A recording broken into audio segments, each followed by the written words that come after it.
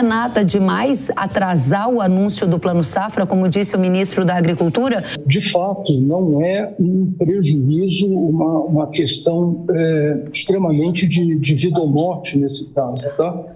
As propostas já chegam nos bancos, né, de forma antecipada, estão lá esperando, né, aguardando todo esse processo da liberação, né, das taxas, das subvenções, né, que precisam passar antes, a gente tem que lembrar, por uma reunião do Conselho Monetário Nacional antes de ser instruído para todo o sistema financeiro. A questão gera realmente essa expectativa, se ele realmente atrasar demais, é um problema, porque você começa aí a comprometer todo o fluxo de insumos, de compras que você precisa para a próxima. Aí essa ansiedade, né, que mostra aí realmente um compromisso aí de fazer com que a nossa produção se sustente da forma como a gente sempre deseja. Qual é o horizonte de taxa de juros que você está enxergando para esse plano do dia 3? Esse é o ponto, exatamente, Ellen, que eu não vejo espaço para mexer muito na taxa de juros esperada aí para a agricultura, para os médios produtores e os demais, né?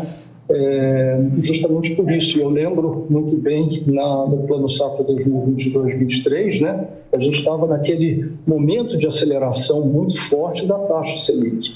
E, como o Rafael disse, né, exatamente pensando aí, há uma tendência de estabilidade, quem sabe, até subir, dependendo de como for a evolução desses gastos do governo. E aí, realmente, o orçamento, acredito que tenha sido muito esse embate, né, que tenha atrasado, inclusive, o anúncio, né, aquela intenção de realmente ter um plano robusto da ordem de 520 bilhões, como estava sendo o anseio do setor, que isso realmente não pôde se concretizar e foi feito o que dava para fazer com as expectativas que eles devem estar trabalhando, né, e com a limitação de orçamento que existe hoje.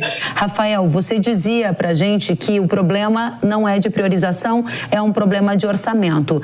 Você acompanha os bastidores da política e tem visto que a relação entre o Lula e o agro, em alguns momentos, ela aparece como uma relação antagônica, seja em relação ao fracassado leilão do arroz, seja em relação à medida provisória que gerava uma taxação indireta das exportações e agora, mais recentemente, com um atraso no anúncio do Plano Safra. Esses são sinais de uma relação que está azedando e que pode culminar com um Plano Safra mais magro, ou uma coisa não tem nada a ver com a outra?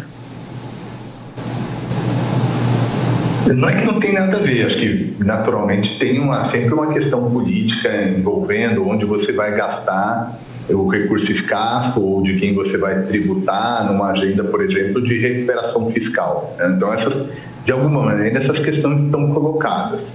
Aqui eu só não acho que é o objetivo do governo olhar para o Plano Safra pensando em 2000, nessa transição 24-25, e olhar e vamos dizer, olha, nós vamos querer passar o facão no plano porque a gente não enxerga a importância que o plano tem.